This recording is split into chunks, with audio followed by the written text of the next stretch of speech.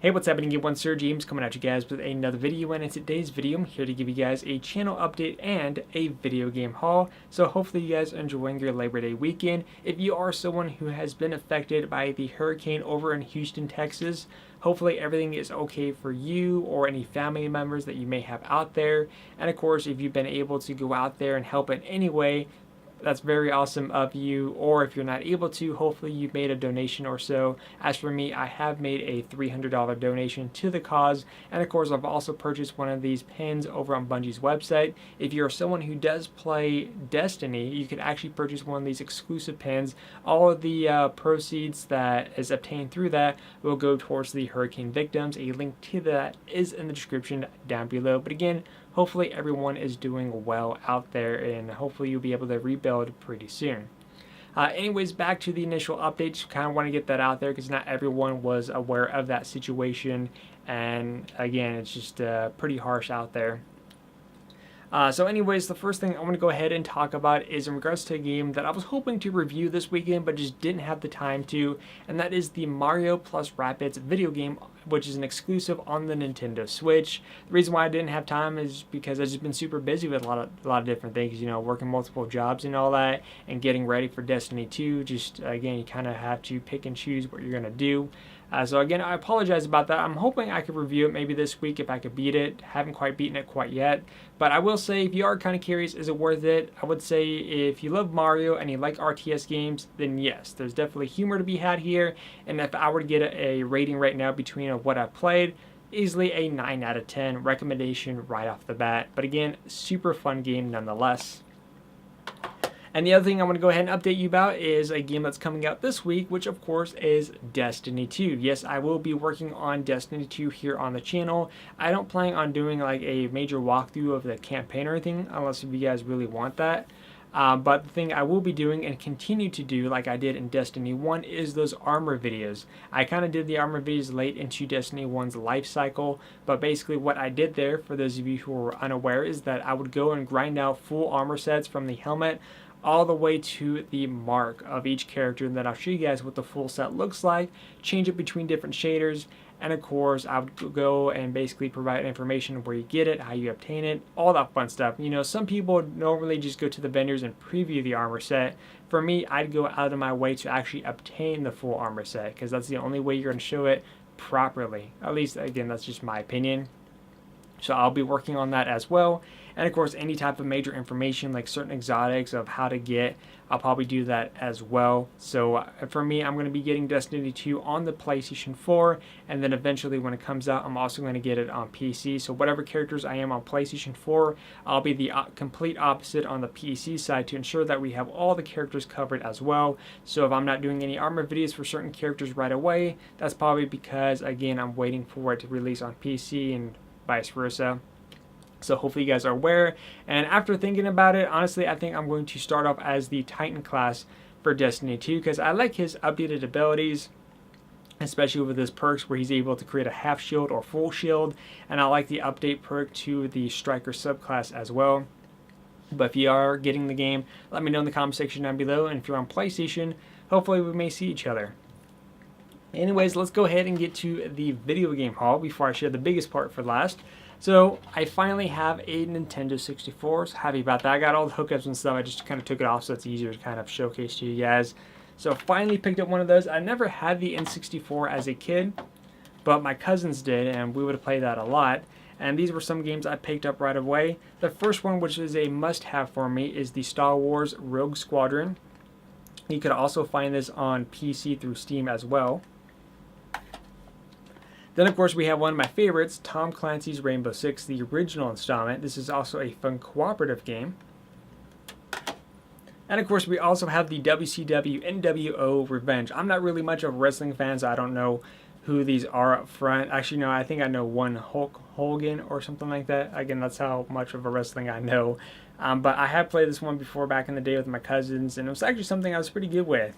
It was funny because my cousins, we used to cheat a lot because sometimes they'll come into the ring with weapons. I'm like, how the hell did you get that? And find out you could reach into the audience and get weapons like chairs and bats and stuff like that. So, yeah, I was actually quite decent back in the day. I don't know if I am now, but, you know, again, just a fun game to have nonetheless. But there's more that I still plan on getting. It's just a matter of when and what. So, that's always the fun stuff there. And if you guys recall, I did mention it was either the last update or the update before that I went to this retro video game store which is right across the street from the Tyler Mall, and I mentioned that the store owner there was racist, which is still indeed true, and that a lot of the stuff there, or certain items, were a bit way overpriced. For example, or actually the example that I've used was Final Fantasy VII. He had it used for $250, which is absurd. It wasn't even a sealed copy or anything like that, just a used pre-owned copy of Final Fantasy VII for $250, which is a joke of a price.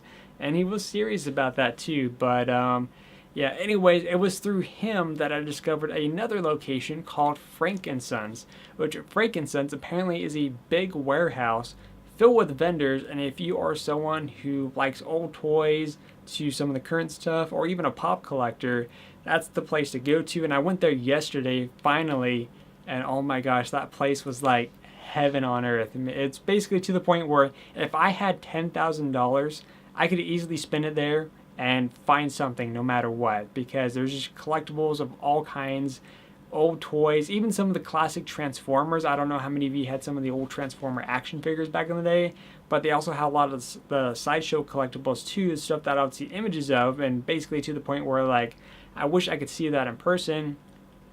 Perfect plays. If you love trading cards like Pokemon and Yu-Gi-Oh, that's pretty big over there. Apparently there's a lot of tournaments, but because again it's during the summertime, the warehouse, it doesn't really have much of an air conditioning, just a bunch of box fans circling the hot air around. So by the time I was on the third aisle, I was already just drenching in sweat, but I still managed to make my way through, and I spent a good about 6.5 hours there. But it was an amazing place, and I did walk out with a few things. I picked up a total of 3 Sega Genesis games and 1 other item, and I found these in a bargain bin, because the biggest tip there was to browse first before buying. And some examples there I've seen for some of the video game vendors were, for example, Super Mario Bros. 3. I believe that's the title of it for the NES. I saw one vendor having it for $45, another for $25, and then another for $15. So that kind of, it gives you an idea how each of the different vendors work out. And of course they even have the hard to get NES Classic Edition, which I already have one of those, but the price is there. Some vendor was selling it for $150 all the way to $300. Pretty crazy. But the Sega Genesis games that I picked up is the Batman Returns. I've never had this one or played it, but I have seen this featured in an episode of the Angry Video Game Nerd. And the other one, of course, is Desert Strike. Had to get that one. This one I have played. And of course, complete in box for $5 is a copy of Sonic Spinball.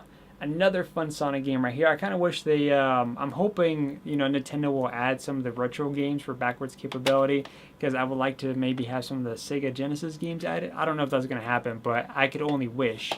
But again, that's a fun game. And I also got this little Nintendo sign right here. If you guys recall, I had that little arcade cabinet for the Nintendo Switch I was putting together.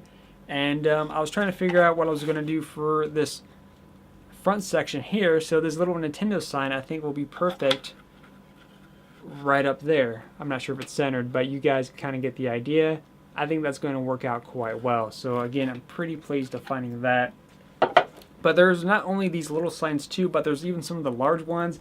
I had like a big Sega sign, a PlayStation, and another vendor had like a PlayStation cabinet for sale. Not like an arcade type cabinet, but like something that you could put shelves in and all that. And I was like, oh, I want that. But again, it's just, one, I don't have the space for it, and it was a little bit on the pricey side. But again, a fantastic place. I think a place that I'll definitely go back to. And apparently another thing I found out too from people who've been there for a while is apparently Stan Lee goes there. So the guy that's been in the Marvel movies goes there once a year and does autographs. So it's like, that's another thing I've been missing out on. I could have had an autograph from Stan Lee already.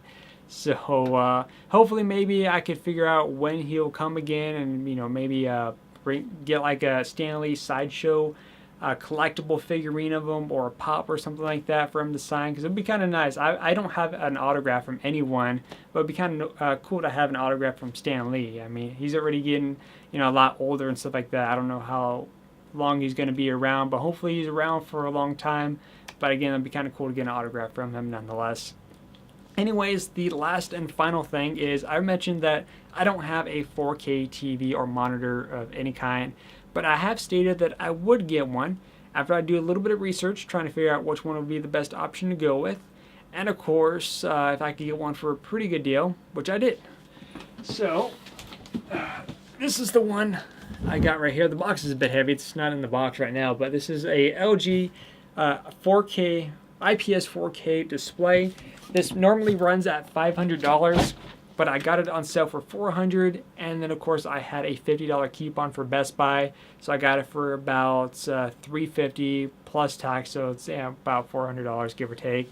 And I do have it right here. It's kind of hard to show you guys. The reason why I didn't do an unboxing video for it is because for some reason I don't think, in my opinion, unboxing monitors and televisions aren't as exciting. I know it's always good to look forward to some of the stuff, but for me, I'm not really the right person to do those type of unboxing videos because I can't remember all that important information, what features people want, all that. So I would be the wrong person to people to go to for like monitors and all that. But so far, based on what I've seen from this, is actually very good. It's compatible with, of course, your PlayStation 4 Pro, Xbox One S, or the upcoming Xbox One X if you're looking for a 4K display. Reason why I went with a monitor rather than TV, even though they did have like a 50-inch 4K TV for like $350, is because for the TV stuff, it won't really benefit me at all because I don't have a cable box out here. And the smart features like Netflix and stuff like that, I don't use Netflix. So again, just features that would be pointless for me to have.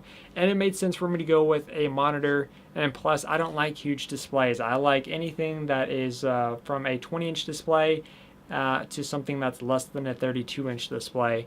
And this one is a 27-inch, so that one is actually quite perfect for me. It's reaching towards my maximum that I like to go to without going too crazy. And again, I just love it overall. And I was replaying through the Horizon Zero Dawn because everyone says it's a perfect example of the upscale 4K, whatever the technical terms are. I know a lot of people kind of get crazy on that subject. But playing Horizon Zero Dawn with the updated visuals, it's like a complete new experience for me. And I'm really happy about it. So again, overall, it's definitely something I recommend. A link to the one that I have is in the description down below. And the nice thing too is that if you do buy it from Best Buy, you have that 15 or 30-day return policy if it's something that you didn't enjoy. So that's also a nice benefit than ordering through like Amazon or something. But if you guys have any questions, let me know in the comment section down below, and I'll see you guys pretty soon with some Destiny 2 content, and hopefully soon with the complete armor video, because the grind is going to be crazy, but in the end, it's going to be quite worth it.